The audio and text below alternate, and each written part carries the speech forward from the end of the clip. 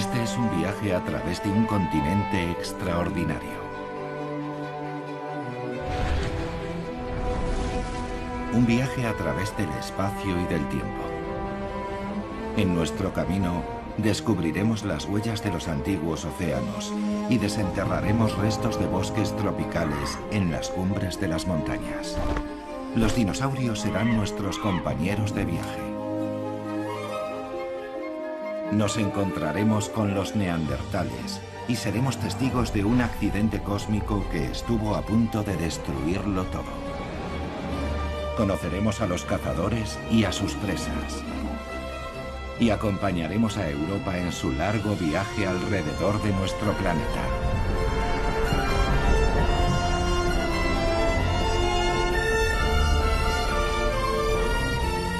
«300 millones de años». Primera parte. La gran colisión.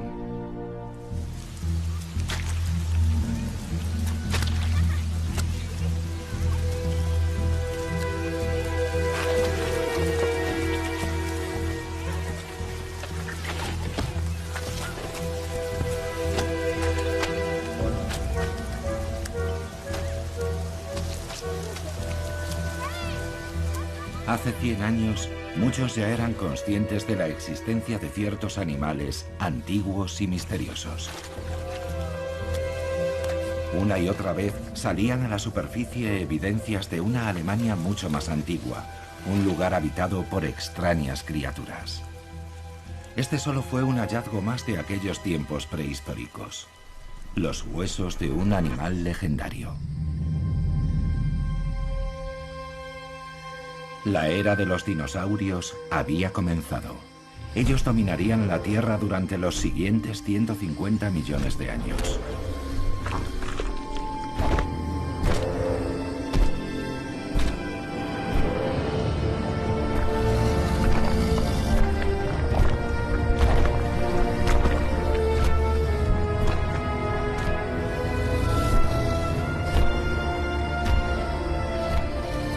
Comparado con sus futuros descendientes, el Plateosaurus era un peso pluma. Pero a pesar de ello, este herbívoro seguía siendo demasiado pesado para los terrenos húmedos y fangosos de las ciénagas que habían ido cubriendo su territorio poco a poco.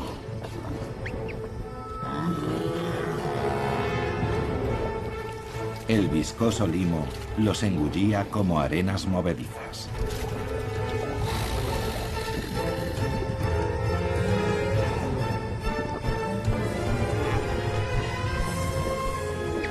En los tiempos modernos se desenterraron aquí tantos cuellos largos que se les apodó como Swabian Lindworms, por Suabia, la región donde se encontraban.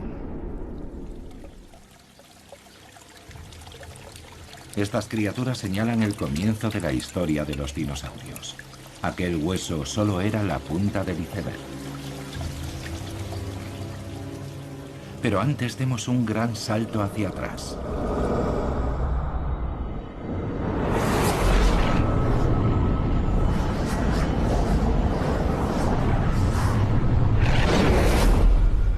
El joven planeta Tierra todavía era una resplandeciente bola de fuego. No había aún ninguna señal de nuestro planeta azul. Poco a poco nuestro candente planeta se enfrió. Aparecieron ríos, lagos y océanos. Fue entonces cuando del mar surgió el primer precursor de Europa. El continente apareció a miles de kilómetros de distancia, al sur, en el Ecuador.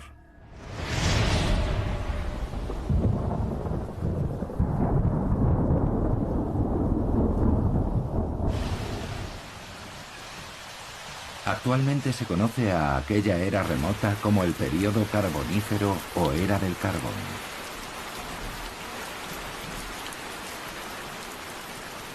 Entonces reinaba en los bosques una atmósfera extraña. Las aves aún no existían.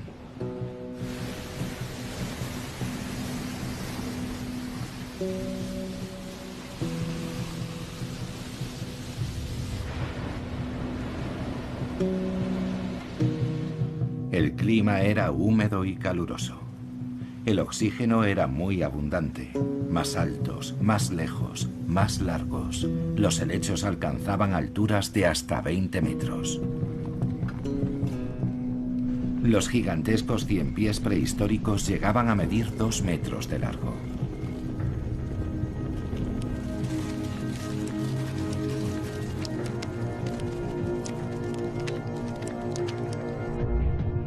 Los caudados fueron los primeros vertebrados que salieron a tierra firme. En pocos millones de años estos anfibios desarrollaron patas y pulmones.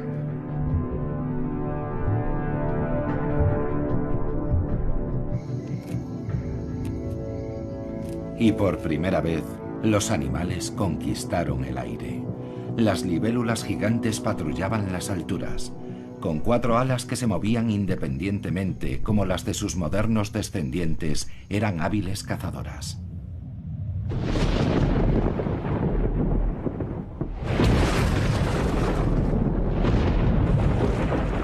Los antiguos bosques tropicales producían enormes cantidades de oxígeno. Bastaba un trueno para que la explosiva mezcla de aire entrara en combustión.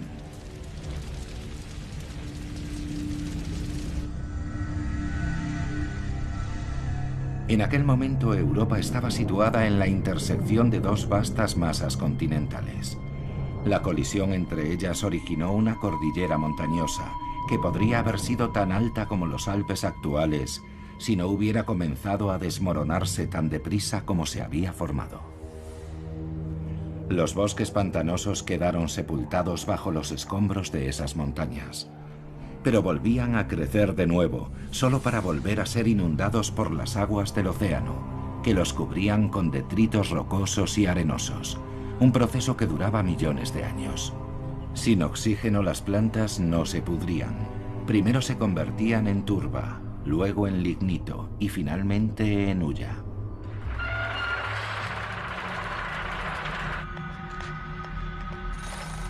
La carrera por la extracción del carbón comenzó en Inglaterra hace 700 años. Primero en la superficie y después, persiguiendo las vetas más profundas, la minería se hizo subterránea.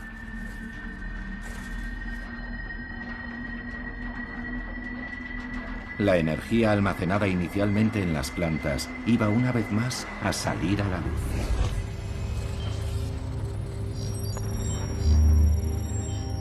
El apetito voraz por la energía literalmente minó las ciudades donde se extraía el carbón. El subsuelo se llenó muy pronto de galerías y túneles subterráneos.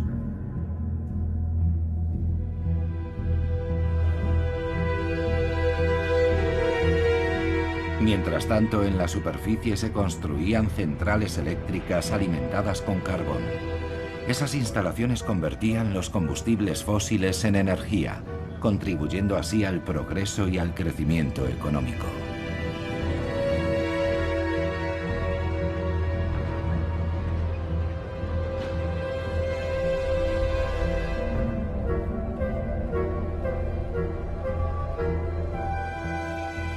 La escoria acumulada en el exterior de las minas de carbón saca nuevamente a la luz los bosques primigenios enterrados hasta entonces. Sus huellas pueden verse en los delicados contornos que los especímenes gigantes dejaron en los estratos de carbón. Los enormes helechos habían quedado inmortalizados en la piedra, al igual que los ciempiés gigantes.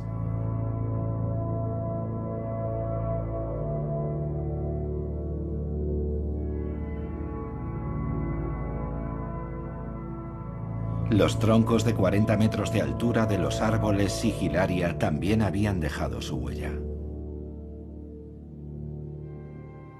Como las libélulas, a las que, salvo por su enorme tamaño, cuesta distinguir de su versión moderna.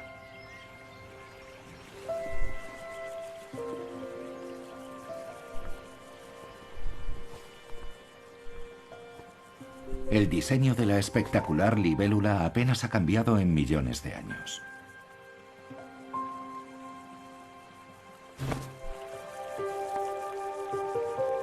En su juventud, Este insecto muda en repetidas ocasiones su exoesqueleto de quitina, que es extremadamente ligero, aunque resistente. Bajo esa armadura desechable, su cuerpo está dividido en segmentos blandos. Finalmente, tras la última muda, despliega sus alas. La libélula ha alcanzado la madurez.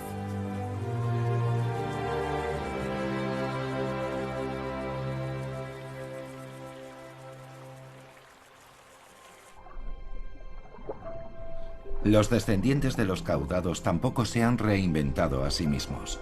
Aún pasan su infancia en el agua, respirando a través de branquias. Más adelante desarrollarán patas y pulmones. Solo entonces podrán salir a tierra firme. Es casi como ver la evolución a cámara rápida.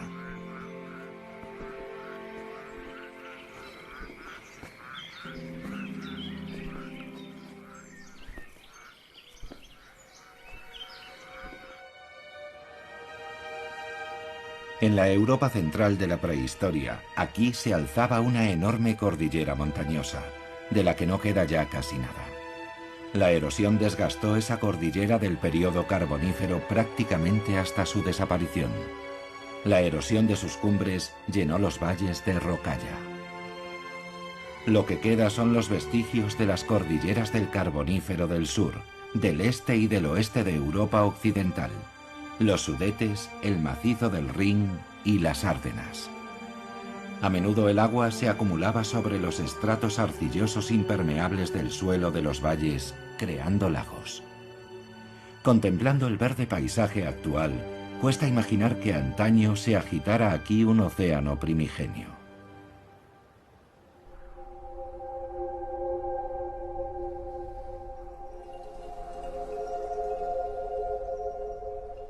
El mar de Zechstein cubría gran parte del continente europeo, desde los actuales estados bálticos a través de Polonia hasta los Países Bajos.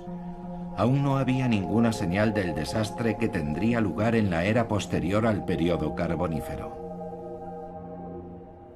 Las temperaturas en el planeta eran abrasadoras. Aunque quedaron varados en las cumbres, los anfibios no se extinguieron. Los que lograron escapar de esas tierras áridas para regresar al agua sobrevivieron y siguieron adaptándose.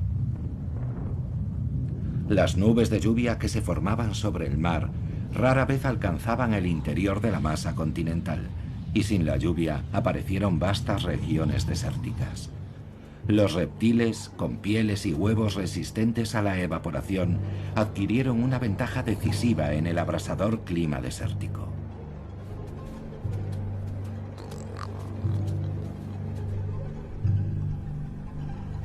Durante un periodo de 150 millones de años, las cordilleras montañosas cubiertas por el océano se fueron erosionando y luego se volvieron a secar. Lo que quedó fue un paisaje de valles polvorientos atravesados por profundos ríos y arroyos. Los peces del fango encontraron una forma ingeniosa de salir del agua. En vez de pulmones desarrollaron cámaras branquiales que llenaban con agua que enriquecían constantemente con oxígeno, boqueando mientras avanzaban por la tierra. Los peces del fango no son el vínculo entre los peces y las criaturas terrestres. Al contrario, son la prueba de que, para cada reto, existen varias soluciones. Cualquier animal tardaría millones de años en dar el salto desde el agua a tierra firme. Los cangrejos también dieron ese salto. Cuando la marea baja, buscan comida en la arena. Por muy diversas e ingeniosas que puedan parecer las adaptaciones de los animales y las plantas, la naturaleza, sin embargo, los obliga a empezar de cero una y otra vez. A finales del período pérmico, se había extinguido el 80% de todas las especies animales terrestres y marinas. Es muy probable que una serie de erupciones volcánicas aceleraran su desaparición.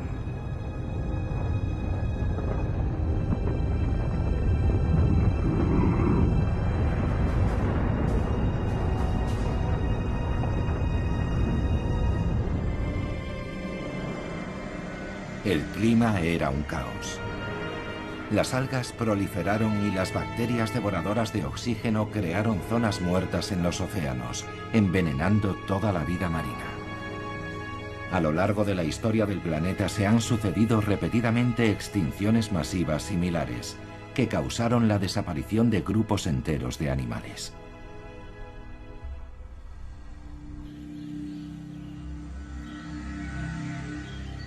Incluso hoy siguen estando presentes las evidencias de los desiertos prehistóricos.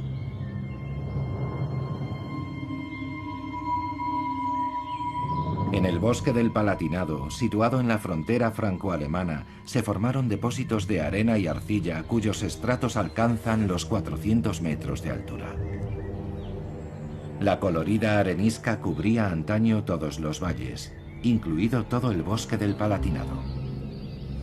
Pero el viento y el agua erosionaron casi por completo la piedra sedimentaria, que era muy porosa, creando extrañas formaciones rocosas.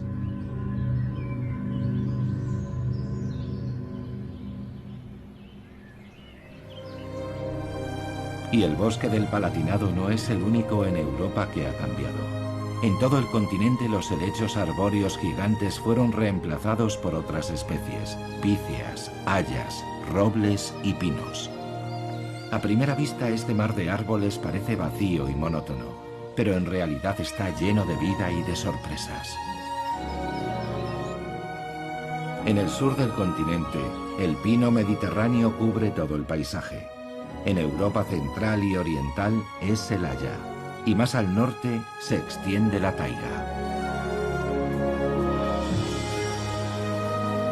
Pero aunque estos bosques puedan parecer vírgenes, hace mucho tiempo que dejaron de serlo. Aquí, la silvicultura y la caza moderna han modelado el rostro de la naturaleza. La cigüeña blanca fue una de las primeras especies que llegó a los bosques aluviales. Estas aves, que inicialmente nidificaban en los árboles, fueron las primeras en ocupar los tejados y las chimeneas, cuando los seres humanos empezaron a cambiar su hábitat. Aún así, desde tiempos inmemoriales, el bosque ha seguido siendo un lugar encantado, envuelto por el misterio. Los bosques oscuros y profundos son la fuente principal de las leyendas y de los cuentos de hadas. Por la noche aún se puede sentir el espíritu del bosque primitivo.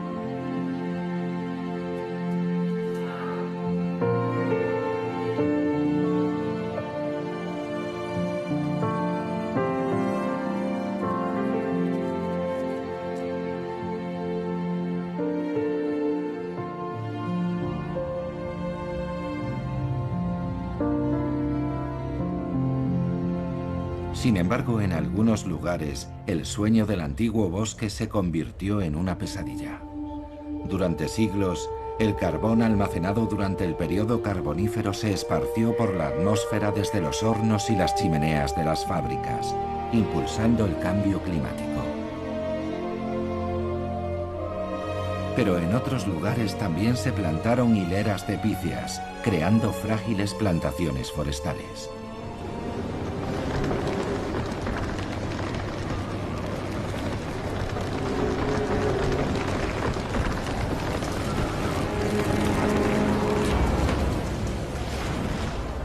Una fuerte tormenta invernal puede arrancar a su paso los árboles de raíz y destruir todo el bosque.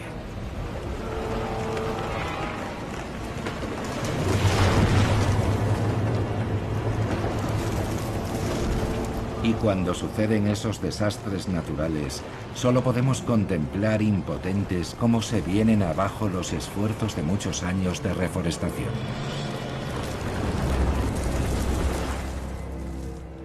En el Parque Nacional de Baviera se han establecido las denominadas células forestales, áreas en las que los árboles caídos no se tocan, permitiendo que el bosque se regenere mediante sus propios mecanismos. Así queda abierta aquí la temporada de caza para los insectos. Los voraces escarabajos de la corteza pueden hacer su destructivo trabajo sin ser molestados. Estos escarabajos depositan en la madera sus huevos, y cuando estos eclosionan comienza el festín. Al igual que una plaga bíblica, los insectos arrasan el bosque de Picias. Pero todo final lleva consigo la semilla de un nuevo comienzo. Aunque de forma involuntaria, la perniciosa plaga ayuda a que surja un mundo nuevo, más natural y lleno de color.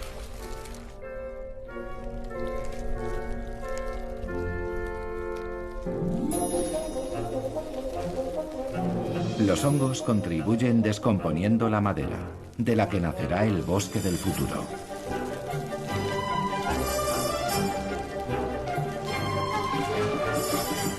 Las setas crecen a una velocidad asombrosa. Prácticamente surgen de la noche a la mañana.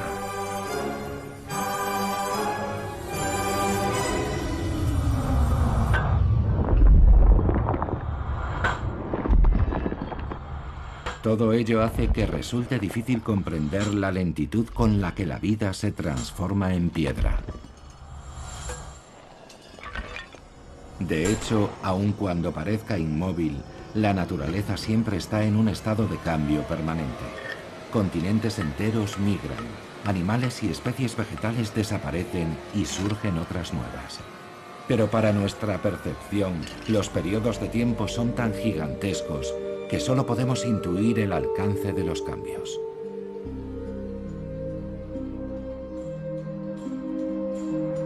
Los acontecimientos de muchos milenios pueden estar comprimidos en tan solo 5 centímetros de piedra.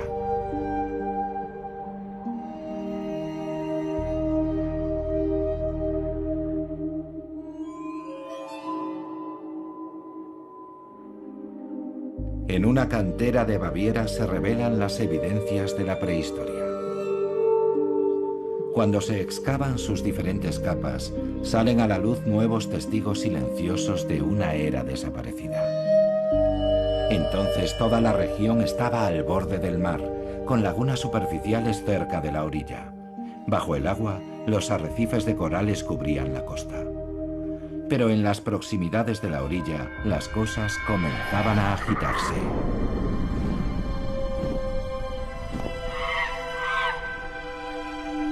Bienvenidos al Parque Jurásico de Europa. En el período Jurásico, los dinosaurios dominaban el planeta.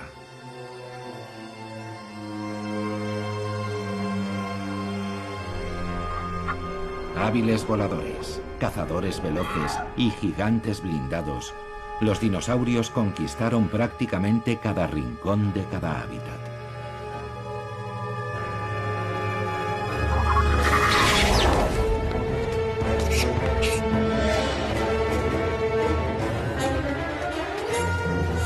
En aquellas islas que hoy son montañas, vivían dinosaurios predadores muy veloces, como este Compsognathus, al que le gustaba devorar a sus parientes más pequeños.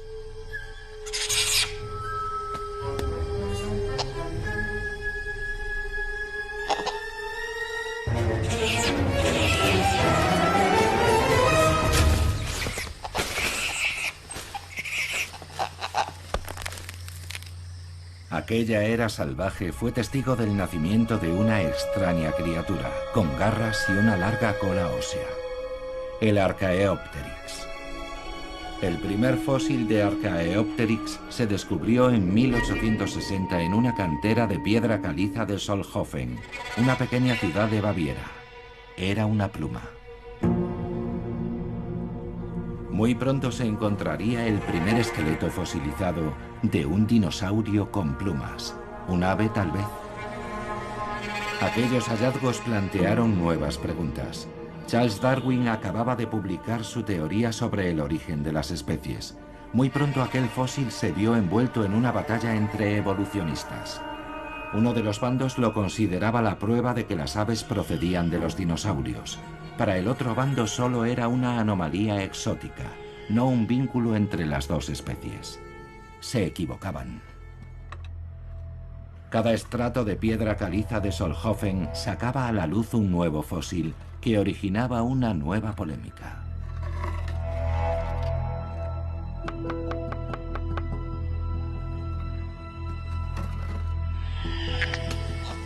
Un descubrimiento que nadie había imaginado. El Archaeopteryx no era el primer dinosaurio con plumas. Pero si el plumaje de ese pequeño dinosaurio predador no servía para volar, ¿para qué lo tenía? Los reptiles actuales tienen la sangre fría. Toman baños de sol para acumular calor. Antaño se creía que los dinosaurios hacían lo mismo, pero las criaturas del Jurásico solo nos dejaron algunas piedras para descifrarlo. Aunque esas piedras tienen mucho que contarnos, siempre que sepamos escucharlas. En ocasiones en el interior de los fósiles se conservan delicadas estructuras.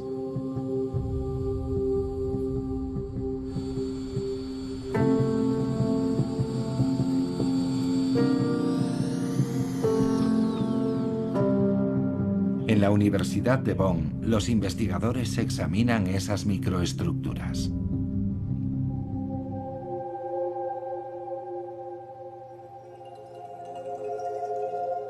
Los científicos han descubierto en el interior de los huesos de los grandes dinosaurios herbívoros anillos de crecimiento similares a los de los árboles.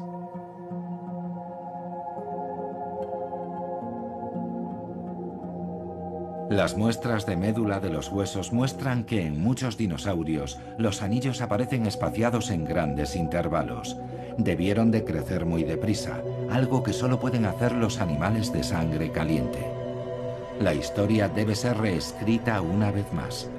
Al menos varias especies de dinosaurios tenían algo en común con los reptiles modernos. Dinosaurios bípedos y cubiertos de plumas que calentaban sus huevos con el calor de sus cuerpos y alimentaban a sus crías. El parecido no es una coincidencia.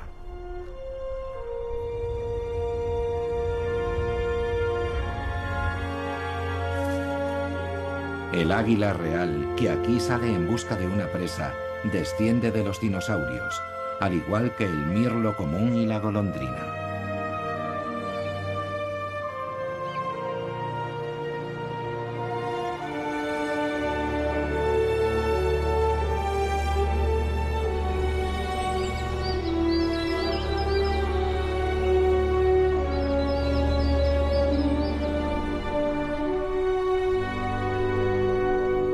El hábitat del águila parece yermo, batido por el viento, viejo y lleno de grietas.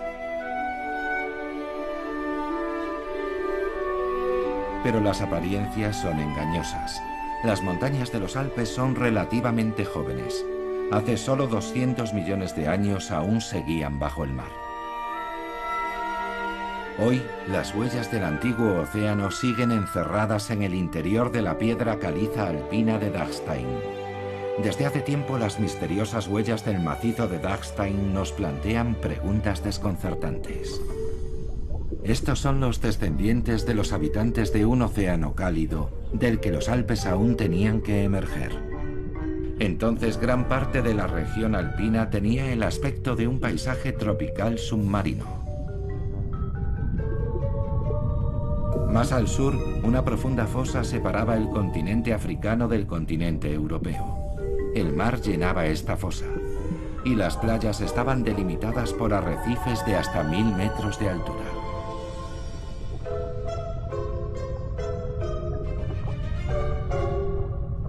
Los habitantes más pequeños de aquel mar tenían que protegerse de los dinosaurios marinos.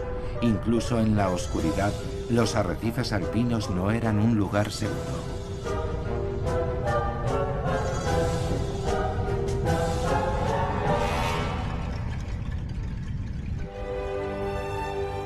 Ahora, ese mar se eleva sobre las nubes.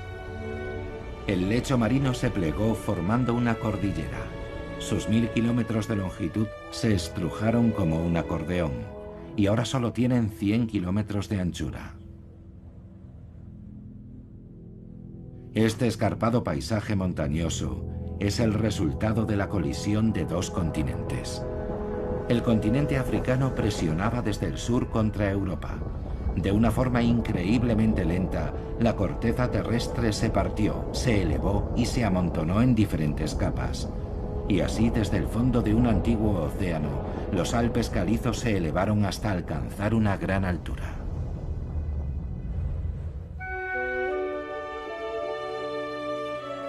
El antiguo lecho marino se transformó y aparecieron los acantilados rocosos, desde los que el agua caía libremente con toda su fuerza.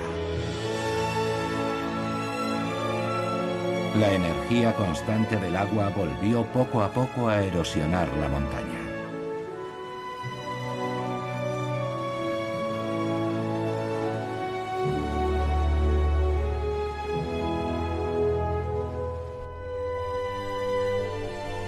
Los opiliones, también llamados segadores, han sobrevivido millones de años y han sido testigos de esos cambios. Ahora muchas especies están amenazadas. Los seres humanos están invadiendo sus hábitats.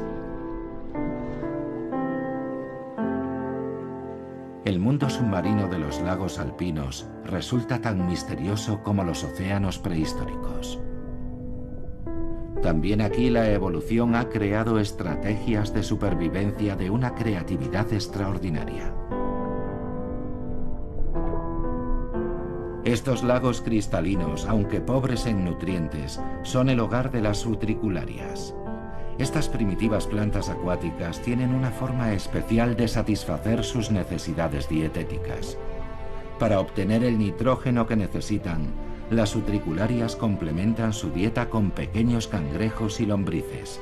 Los animales más pequeños quedan atrapados en sus vejigas, donde son digeridos lentamente por esta planta carnívora. En la era de los dinosaurios, el antepasado prehistórico del lucio también cazaba en estas aguas.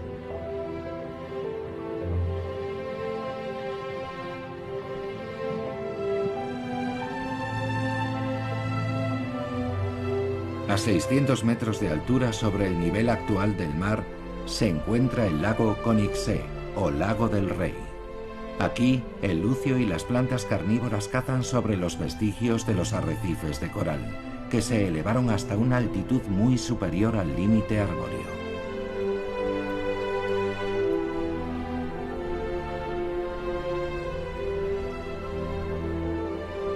En tan solo unos millones de años, el hábitat se ha transformado y con él, el reino animal y vegetal.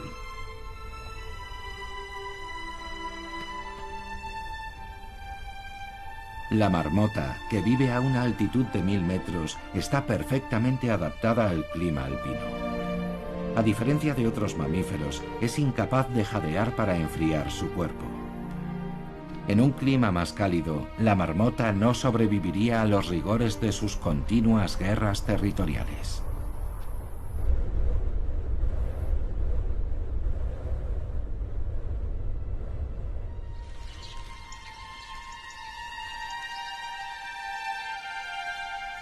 Pero, ¿cómo se desarrolla una especie? ¿Cómo actúa la evolución? Mientras los Alpes se elevaban lentamente, comenzó una nueva y colorida revolución. Aparecieron las plantas con flores y con ellas los insectos, algunos de los cuales se adaptaron específicamente a un solo tipo de flor. Si no existiera uno de ellos, el otro tampoco podría sobrevivir. Los insectos son atraídos por los nutrientes y ellos a su vez polinizan los capullos, asegurando la siguiente generación de las plantas con flor.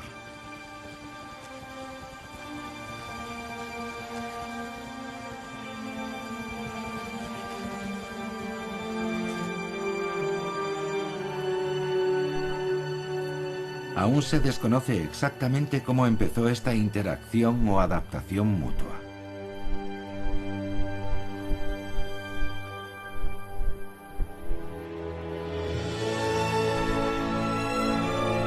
A estas altitudes el mundo es un lugar peligroso. El hábitat de alta montaña es especialmente duro.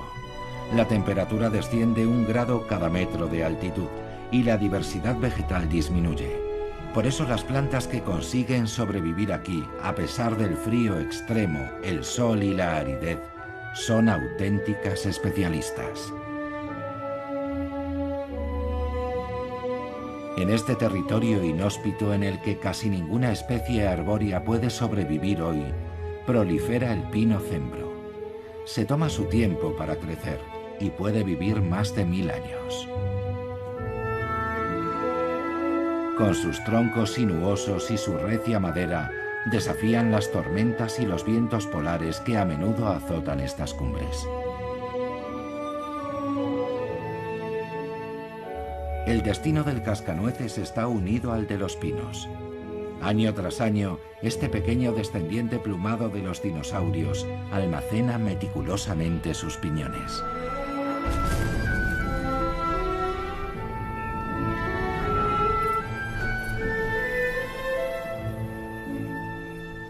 En otoño, un solo pájaro es capaz de guardarlos hasta en 6000 escondrijos.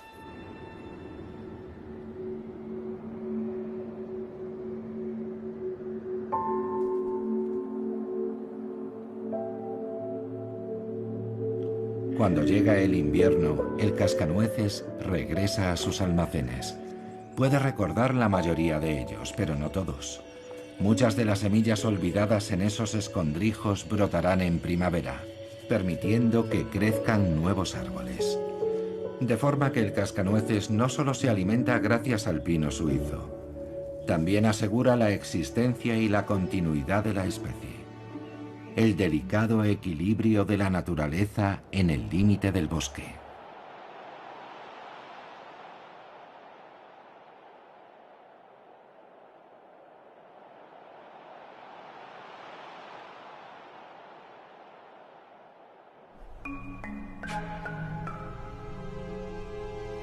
Lo que antaño era el fondo del mar, hoy es el reino de los acróbatas.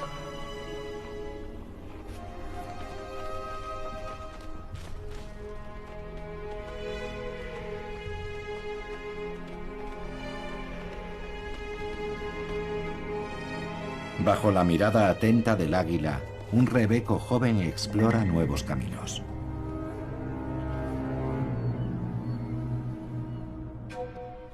A pesar de ser escaladores consumados, los desprendimientos y las avalanchas de rocas a menudo causan muchas víctimas, sobre todo entre los más jóvenes. Las águilas aparecen en escena inmediatamente. Las cabras salvajes y los rebecos recorren las escarpadas laderas rocosas de la montaña en busca de una sustancia esencial, la sal.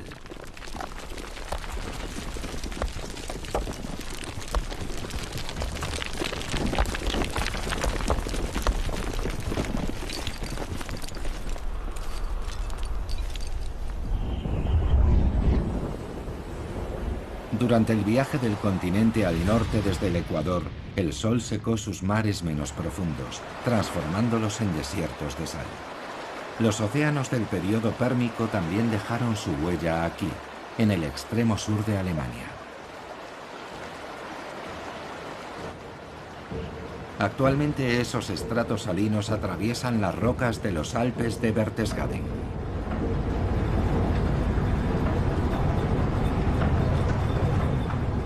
Las vetas de sal se extienden a lo largo de varios kilómetros en las profundidades de las montañas y en algunos puntos alcanzan los 1000 metros de espesor. Cuando los Alpes empezaron a elevarse, los depósitos de sal también emergieron de las profundidades, deformándose a medida que se desplazaban. Su dibujo muestra claramente la elevación de la cordillera.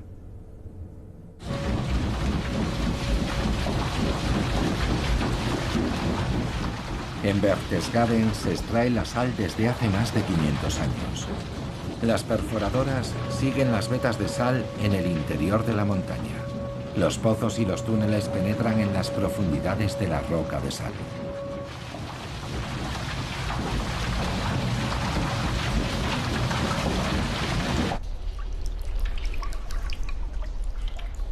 El agua de la montaña también se ocupa de su extracción, lavando la sal encerrada en la piedra.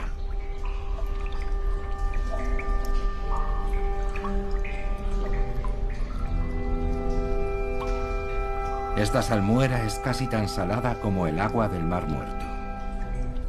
El viejo ciclo se repite una y otra vez. Cuando el agua se evapora, queda la preciada sal.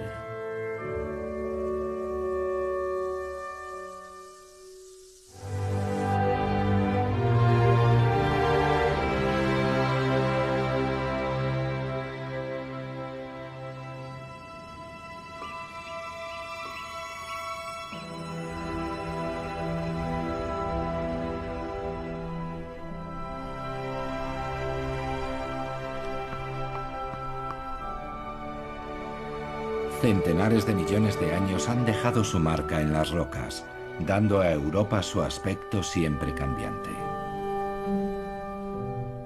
Durante todo ese tiempo, los Alpes han crecido hasta convertirse en una gigantesca cordillera. Actualmente, sus picos son los más altos de Europa. Y el macizo alpino sigue elevándose. Pero donde hay una cordillera siempre existirá la presencia constante del hielo, el viento y el agua. De no ser por la erosión, los Alpes ahora tendrían 30 kilómetros de altura. Cada arroyo arrastra un trozo de la cima hasta el valle, piedra a piedra. El precursor del Mediterráneo antaño cubría amplias zonas de la Tierra. Y fue de ese océano de donde surgieron los Alpes, creando un río que ahora fluye por 6 países europeos, el Rin. Su historia comenzó hace 50 millones de años. El Rin nace en Suiza, a gran altura sobre el nivel del mar. En su camino, serpenteando a través de los valles, el Rin desciende desde una gran altitud.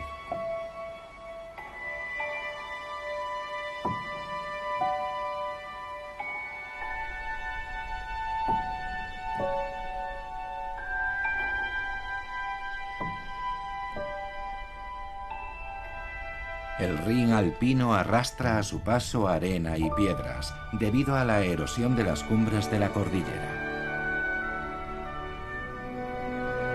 7 millones de toneladas cada año. Todas se depositan poco a poco en el lago de Constanza. El río rellena así la depresión creada por los glaciares de la Edad de Hielo.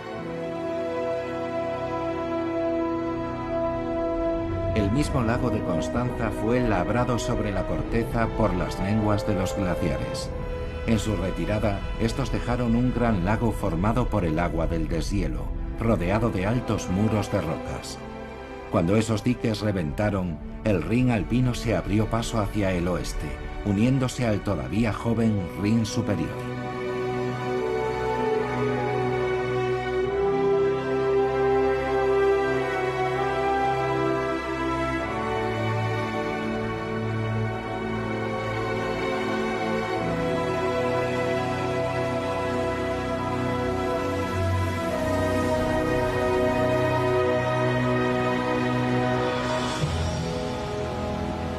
En las cataratas del Rin, muy cerca de Schaffhausen, Suiza, caen hasta 700 metros cúbicos de agua por segundo. Es la segunda cascada más alta de Europa.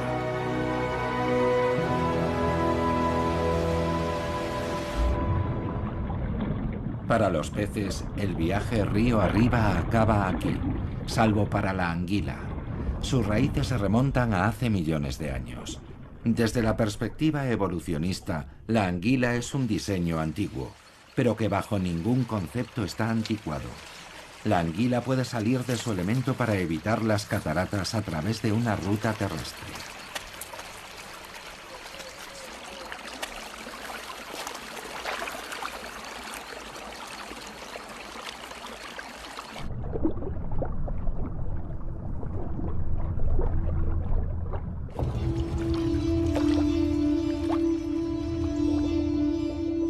Se cree que el reinado de los dinosaurios llegó a su fin abruptamente hace 65 millones de años, con la colisión de un meteorito. Pero ese no fue realmente el final de su historia. Sus garras solo recuerdan ligeramente a los dinosaurios predadores de los periodos Cretácico y Jurásico. Pero el mirlo acuático es uno de sus descendientes vivos. De hecho, todas las aves son familiares lejanas de los pequeños y veloces dinosaurios predadores, algunos de los cuales tenían plumas. La lavandera cascabeña es una diestra cazadora de pequeños insectos, pero sus antepasados difícilmente se transformaron en acróbatas aéreos de una generación a la siguiente. Como todo en el curso de la vida, también esa transformación fue probablemente un proceso salpicado de formas intermedias y transiciones.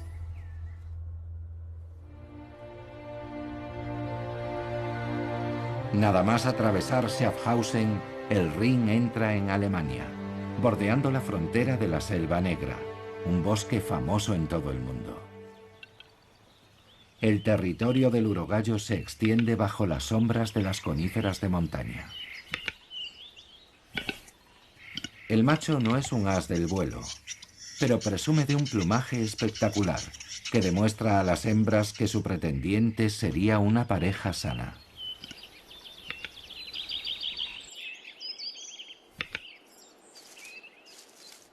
Sus crías serán un poco diferentes a sus padres. Aquellos que pasen sus genes a la siguiente generación definirán las condiciones en su entorno, tal como ha sucedido en el mundo durante 4.000 millones de años. Funcionó. Las hembras acuden alborotadas.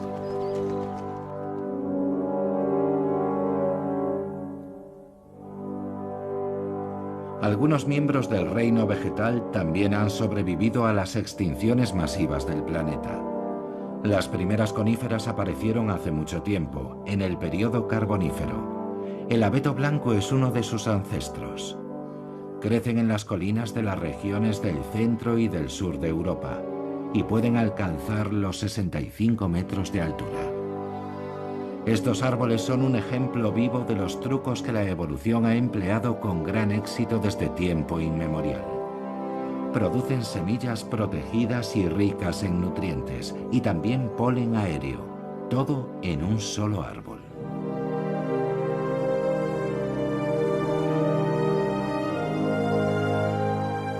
El río Butak nace al sur de la Selva Negra. Durante millones de años, la fuerza incansable del agua ha dejado al descubierto lentamente el estrato rocoso. El río atraviesa la historia de Europa, justo hasta la roca madre de la cordillera del período carbónico. El entorno siempre está cambiando. La Selva Negra vista desde el aire junto al Rin es como una ventana al interior de la Tierra. Aquí se dividió un continente. Hacia el oeste, la planicie superior del Rin, una fosa abierta como un brazo del océano, atraviesa Alemania. Hace 50 millones de años, cuando el sur de Europa central se elevó como consecuencia del empuje de los Alpes, el océano se retiró, dejando atrás el Rin superior. El río eligió un lecho inestable. La corteza terrestre aquí es especialmente fina. A menudo el magma se abría paso hasta la superficie. Milenios de erosión han pulido los cráteres volcánicos prehistóricos. Todo lo que queda de ellos son las laderas en forma de terrazas de Kaiserstuhl, algo así como la Toscana del Rin superior.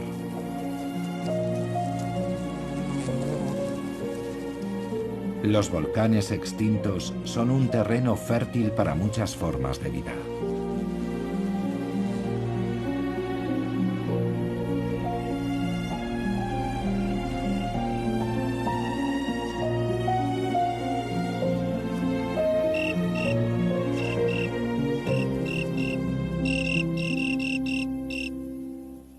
La jungla de hierbas y flores proporciona el camuflaje perfecto a esta extraordinaria cazadora, la mantis religiosa. Es la época de celo y la hembra está hambrienta.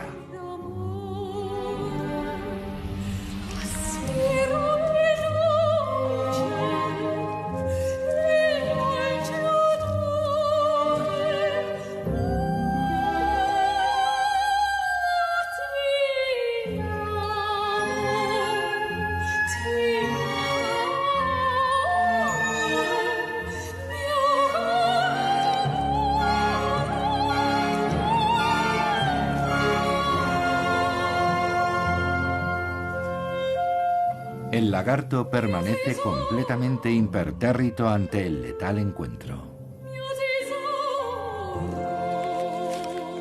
A diferencia de sus antepasados millones de años atrás.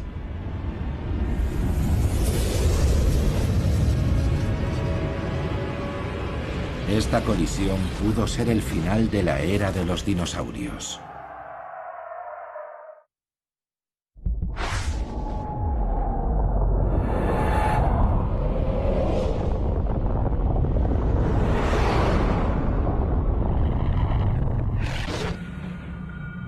La explosión lanzó gigantescas cantidades de polvo a la atmósfera terrestre. Durante meses el Sol permaneció oculto y las temperaturas cayeron drásticamente. Más de la mitad de todas las especies desaparecieron. El debate científico sobre si el meteorito fue la única causa de la desaparición de los dinosaurios continuará probablemente durante mucho tiempo. Pero una cosa es segura: había llegado la hora de los mamíferos. A la sombra de los dinosaurios aparecieron los primeros mamíferos. Eran criaturas pequeñas y humildes. Con la salida de los reptiles gigantes del escenario, el camino para ellos quedó despejado.